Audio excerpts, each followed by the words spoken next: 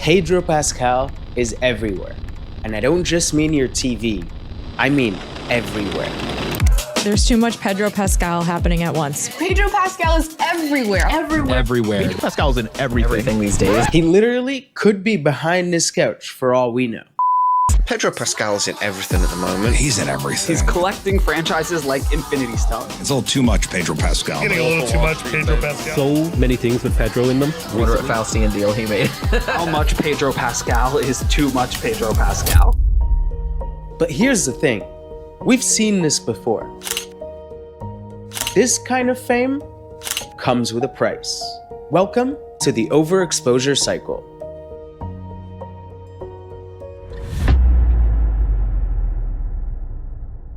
Full disclosure, I may or may not have recorded this entire video yesterday, and I don't want to talk about it, but yeah, this is the second time of me recording it, so I don't want to hear it about the video being late or whatever. I did have another video, but if this video didn't come out this week, then it's kind of irrelevant, or maybe new updates come out, so just know that I'm sorry for the delay. I will do better next time. Anyways, enjoy your meal or whatever you're eating. Hit subscribe, smack that like button, and enjoy listening to me ramble for the next however minutes. Thank you. You the best. Nah, you the best. Nah, we the best music. Another one. DJ Khaled. Brother. Tell him to bring out the lobster. Tell him to bring out the lobster. How's it going, chat? Yeah, I know it's a bit different for us around here, but we're dabbling. Why not? You know, I've made something like this before. I don't even know what I make half the time. So today we are making a video about Pedro Pascal, the internet daddy. Are you the daddy of the internet? What's internet daddy? Me? Yeah, you are. But what is this overexposure cycle that I'm talking about? Do you know what it is? Class? Do you know what it is? It's simple, really. A celebrity will usually go from being recognizable to a meteoric rise, and then they'll hit the point of overexposure. And at first, it's refreshing and everyone's on board. Maybe you might even like this person. Think of it this way, it's like eating candy. At first, you're really into it, candy's awesome, I love candy, but then at some point, you have too much candy, and then you get sick. Then you're all like, ooh, my tummy hurts, ooh, my tummy hurts. Your face when eating candy? Your face when eating too much candy. Now, in order to understand the full overexposure cycle, we're gonna have to get into a little more details, but we'll circle back on that. Get it? Because it's a cycle, and we'll circle back on that later in the video. Cycle, circle.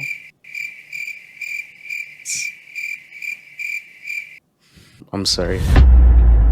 Why Pedro Pascal might get canceled in the near future. In this video, I'm gonna present to you my thesis over why I think Pedro Pascal is not only gonna get canceled very soon, but also how a comeback might happen. Class, to prove this hypothesis, I've provided 3 case studies for us to go through today. And without further ado, I present to you our first case study. Jennifer Lawrence. With our first case study, we have one of our most classic examples of the overexposure cycle. The meteoric rise began around the early 2010s with the first Hunger Games. She was marketed as quirky, relatable, girl next door vibes. And then you reach peak ubiquity, and that's a little before the overexposure point in the cycle. That's when they just start to be everywhere. And in this particular example, that was around X-Men, the second Hunger Games. Then she eventually won an Oscar for her role in the Silver Linings Playbook. You try saying that fast because it is a tongue twister. And before you know it, you hit that overexposure point and she was just everywhere. We're talking memes, talk shows, you name it.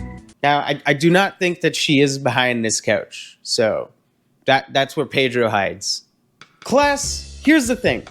After you hit that overexposure point, the next stage is really the most dangerous one. and that's the nitpicking phase. This differs from your regular backlash, if you will, because a lot of times these will be nitpicks of things that may have gotten you famous in the first place. In this particular example, that quirky girl next door persona started to feel forced and people were nitpicking all over that. There were a few think pieces, big articles, and a bunch of YouTube videos talking about this exact phenomenon back then. Is Jennifer Lawrence everywhere? Now this one's a little controversial and isn't directly her fault per se, but around the same time that big hack happened, the fappening or whatever, the big, was it iCloud or Snapchat? I think it was iCloud, right? iCloud, doesn't matter. Point is, through that hack, a lot of celebrity pictures were, well, they weren't just pictures, they were nudes. But a lot of these nudes, especially ones of celebrities, were leaked and being shared everywhere online. Well, unfortunately for her, her nudes were one of the most shared ones and she faced a lot of backlash directly from that.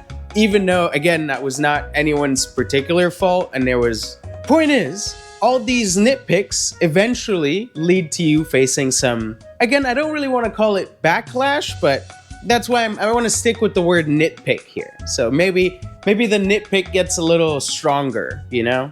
Once you're faced with a lot of nitpicking from the general public, there's a few different ways that you can deal with it. In this particular case study, Jennifer Lawrence took a little hiatus from acting around 2016 or so, and that worked for her. And just because of that small hiatus, she was able to return, some would say even better than ever. I don't know, I'm not like a big mega fan, so I'm not sure. But the point is sometimes the solution is to just step away from the public eye for a bit, make them miss you, you know? And then you're able to come back. Now, our takeaway from this particular case study is the very thing that got you famous or overexposed in the first place could be your own demise. In this case, it was the quirky, relatable girl next door persona, and arguably, like I said, she didn't really do anything wrong. It was that very thing that got her nitpicks. But I don't really think that this case study describes the Pedro Pascal situation, so let's move on to our next case study. Dwayne "The Rock" Johnson. Class, each one of our case studies for today is a little different. The Rock was a WWE star turned into action superstar? I don't know, I was gonna say star, but stars. I get money, I'm a star. I got it. The Rock was wrestler turned action star. You let me know in the comments below which one is better. I'll save you the whole early career thing, but he reached the peak ubiquity point right before overexposure with roles like Fast and Furious, Jumanji, Moana, his tequila brand, the hustle stuff, or even the motivational IG posts. And as usual, peak ubiquity quickly snowballs into overexposure. And that's when the nitpicking starts. I don't need to tell you that The Rock was everywhere. I'm sure you've seen the memes where The Rock is in 4 different movies, but he looks the exact same. He was typecast. Fans were quickly noticing that The Rock was playing The Rock in different settings. Now in this case study, he did face some actual backlash, not just nitpicks, with things like the peeing in the bottle, or moving the gym around, being late to set. And in 2022, Black Adam flopped hard, and fans were over The Rock, to be honest. But this wasn't it for The Rock. Doctors hate him for this one simple trick. This is how The Rock made a comeback. He used one of the oldest tricks in the book, literally, the nostalgia play. With the return of the WWE and the other Moana movie and that You're Welcome song, people like that one, right? Right? You're welcome. Hit subscribe. You're welcome. Okay, we're moving on. And to be honest, people are still buying up that Fast and Furious shit. Even I love that. It's like one of my guilty pleasures. So class, what is our takeaway from this particular case study? Unlike our first one, he did not take a hiatus. He just went for the nostalgia play. Sometimes the nostalgia play could be it. I've prepared one last case study for us to look at, and it's none other than Ryan Reynolds. Class, we're gonna try to speed run this one, so let's get moving. Ryan Reynolds went from rom-com star to Deadpool hero like that, and we're at meteoric rise, right? Get with the program here.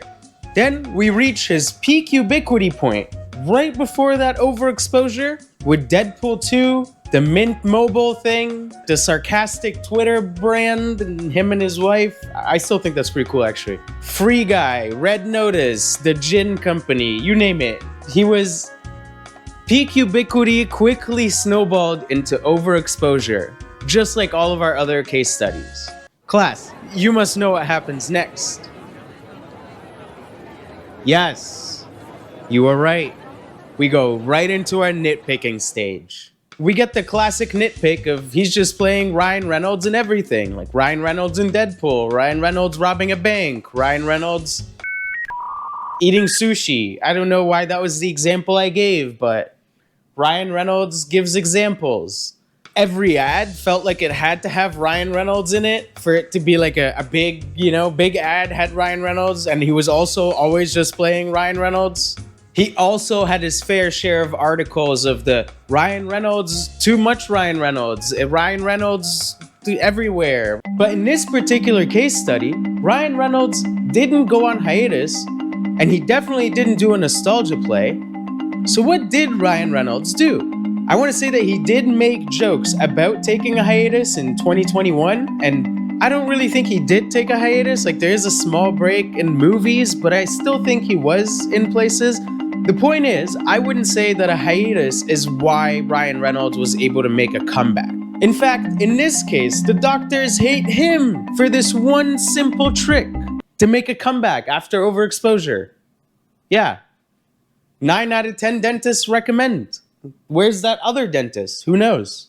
He actually did 2 good things for his comeback, so let's talk about the first one. Ryan Reynolds just leaned into the joke. He started literally making jokes in movies about him playing the same role and just overall leaning into the meme that he was everywhere. And that's how, what I just said earlier with the hiatus joke, that was him leaning into the meme because he made a joke about going on hiatus because he was everywhere. And people, it's like meta on meta on meta, but I'm not talking Facebook. Yeah, I got an album. No. How many? But I'm not a rapper. This leads me to the second thing that Ryan Reynolds did to make a comeback was all the Deadpool 3 hype. Now, I'm not a big superhero movie guy, so I maybe I'm off here, but that movie was a huge success, and I feel like it kind of revived Ryan Reynolds' career. So, our takeaway from this is that you can make a comeback if you either lean into the joke or have a big role that is like hyped and is actually good. We'll call it the Deadpool 3 effect. So now, without further ado, let's talk about our prime suspect today. Pedro Pascal. He went from dead guy number 2 being on every crime show to Buffy the Vampire Slayer to eventually landing his big breakout role in Game of Thrones. Between the internet daddy memes or roles like Narcos and The Mandalorian, he quickly snowballed himself into peak ubiquity. And now you got The Last of Us, the MCU, Fantastic Four, every ad, the Super Bowl campaign with the Doritos thing. I'm telling you, he could still be behind this couch. You never know. The other day, I was scrolling Instagram and I see the official Instagram account with Pedro Pascal on it, and it's like an advertisement for Instagram. I was so confused, but yeah, he's even on your Instagram feed. Could still be behind this couch. We don't know that. Class, we're all experts on this by now. We know that after the overexposure stage comes the nitpicking. Is Pedro Pascal everywhere? Why is he too much Pedro Pascal? Why is he in everything? The typecast of him being typecast as the protective father figure.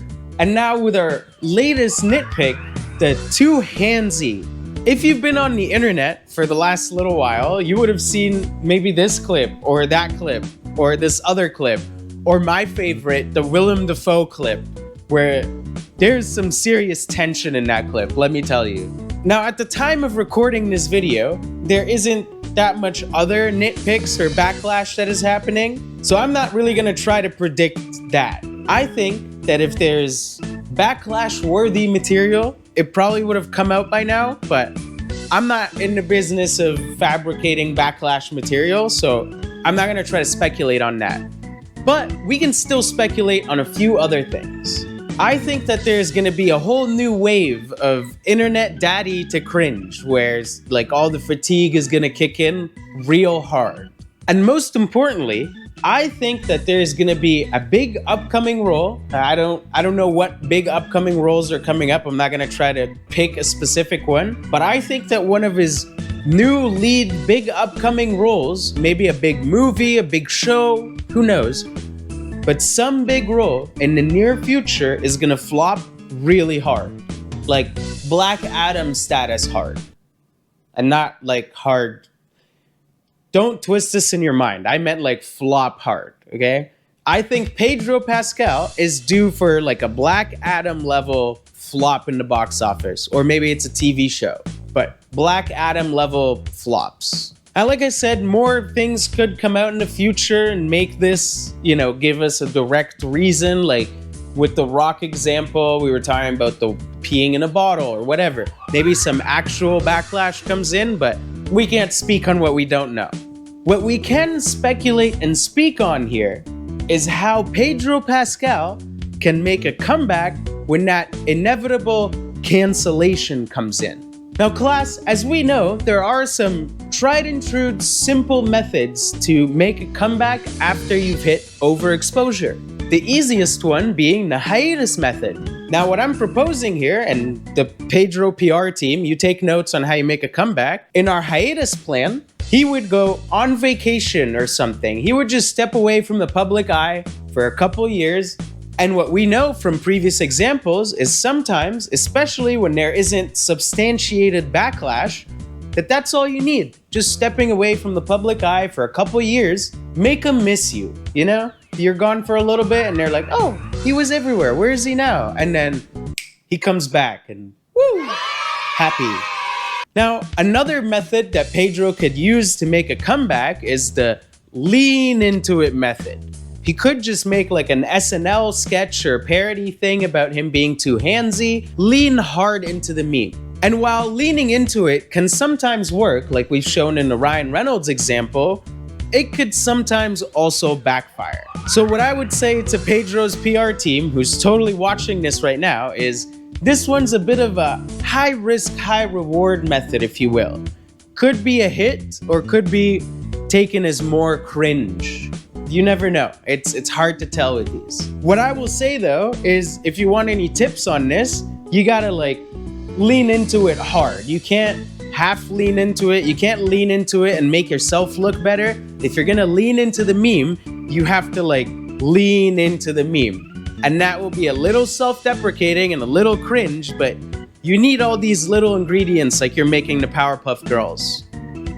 Yeah, I don't know why that was, whatever. Now, one thing that Pedro can't do to make a comeback is a nostalgia play, because I think a lot of the big IPs that he's played lately that would even come back, like we can't bring back people from the dead, right? Dead guy number 2 from CSI Miami ain't coming back, dog. For all the characters that narratively make sense for them to come back for a nostalgia play, none of them are really that old or would classify as a nostalgia play. Like a Mandalorian reboot or like a Mandalorian revisiting right now, it's not that old. We don't need another one so soon. So in this particular case study, a nostalgia play would not be viable at all. This leads me to the final, we'll call it wild card plan, because it's very wild, okay? I want to premise it by saying this. I did not invent this theory. This is something that exists online and has circulated for a bit. I'm just harnessing this information, and I think that this wildcard theory that exists on the internet could be a very good comeback plan for Pedro when there's more backlash or if he faces like an inevitable cancellation, like I'm saying in the title of this video. You didn't get clickbaited, don't worry. Now class, you might be like, what is this wildcard theory you have? There are theories on the internet that Pedro Pascal might be gay. Hear me out. I'm not saying he is. I'm not saying he's not. I don't know. And what's on the internet is a mere theory, a game theory, if you will. Here are two things we know for sure are facts, though. One, Pedro's never come out and confirmed his sexuality one way or the other. We just don't know. He's never directly said anything on that. We know that for sure. Number two is Pedro is a big-time ally. That's it. We know he's an ally, and he's never really confirmed his sexuality one way or another, so. But here's my theory on this comeback plan and how it relates to this. My comeback plan would be the coming out plan. Now let's imagine this hypothetical world where Pedro Pascal comes out as gay. In this world, all of the too handsy accusations start to look a bit different, right? Maybe the internet daddy meme starts to get a whole new target audience, if you know what I mean. If you really think about it, this coming out plan is really solid. It's foolproof. But one of the only, and I don't want to say downsides, but perhaps because he's generally typecast into more masculine roles, then that would kind of hurt him in some way, shape, or form. Maybe the manager or agent is like, no, you can't. We have like big hetero guy roles coming for you. You can't come out. So yeah, this is all based on a wild theory that he might be gay. In that case, if that theory is right and he happens to be gay, I think coming out would be the way to make a comeback and rejuvenate himself out of the overexposure cycle, if you will. That's all I'm saying here. And remember, this is just a theory. A game theory. So yeah, class, that's the lecture I got for you today. A little Pedro action, something a little different, topical, pop culture, relevant, happening in the now, you know. I'm gonna start to sprinkle a little more of these like relevant videos or pop culture-y videos throughout. I don't know if they're all gonna be like this, but there'll be something. We're just experimenting. And how about this? Let me know in the comments below if you like this and you want to see more, I don't know, pop culture videos. They're not all going to be on cancellation theories, but yeah, I'm chronically online, so you pick the topic and I got some lore for you. Anyways, chat, make sure you hit like, maybe subscribe, give your boy some love, and remember, I'll see you in the next one. Peace! Thanks for watching. I really appreciate it. You're the best. I'm gonna go edit it now so I can put it out ASAP because I probably just told you that I recorded it. This is the second time, so yeah. I'm kind of not happy about that, but I am always happy to post the video and get it out, so I'm gonna try to get to that feeling as fast as possible so that I can be happy. Yeah. But right now I'm not. Okay, bye.